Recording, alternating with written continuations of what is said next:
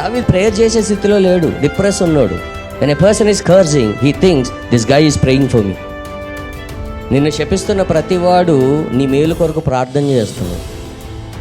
నిన్ను శపిస్తున్న ప్రతివాడు నిర్నిమిత్తముగా మిమ్మును అబద్ధములతో మిమ్మల్ని కించపరచుచు మీ మీద నిందలు మోపుతున్న ప్రతి ఒక్కడు మీ కొరకు ప్రార్థన చేస్తున్నాడు.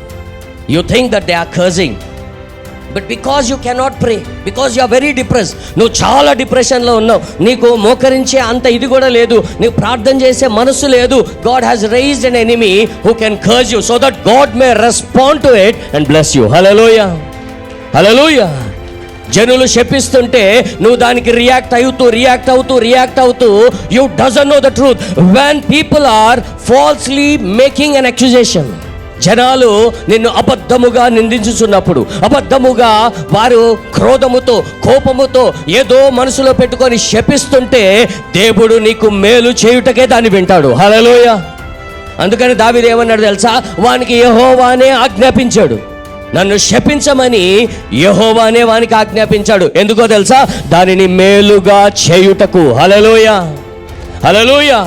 ఎందుకు నీ శత్రువుల్ని ప్రేమించాలని చెప్తాడు దేవుడు? వాడు నిన్ను శపిస్తున్న ప్రతిసారి, వాడు నిన్ను తిట్టుకుంటున్న ప్రతిసారి, వాడు నిన్ను హేళన చేస్తున్న ప్రతిసారి, వాడు నిన్ను తక్కువగా చూపించాలని చూస్తున్న ప్రతిసారి, నీ మీద నిర్నిమిత్తముగా నిందలు మోపుచున్న ప్రతిసారి వాడి శాపములన్నీ నీ కొరకు ప్రార్థనగా మారుతున్నాయి. హల్లెలూయా.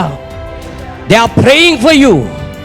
If you see in the spirit, నువ్వు ఆత్మలో కనుక్కోగలిగితే నిర్నిమిత్తముగా, అండర్లైన్, నిర్నిమిత్తముగా, నువ్వు చేసిన దాన్ని బట్టి కాదు, దానికి వేరు సెపరేట్. అది నిర్నిమిత్తముగా ఒకడు లేని మాటలు చెబుతూ, కాని మాటలు చెబుతూ, కావాలనే దాన్ని మ్యానిపులేట్ చేసి, ఫ్యాబ్రికేట్ చేసి నీ యొక్క క్యారెక్టర్ని, ఇంటిగ్రిటీని వాడు తక్కువ చేస్తూ, వాడు ప్రతిసారి నిన్ను చీదరించుకుంటూ, మనసులో తిట్టుకుంటూ, పైకి మాట్లాడుతున్నా సరే, it will be turn as a prayer to bless you. Hallelujah, hallelujah.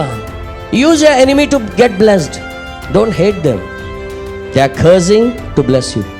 They are cursing to bless you.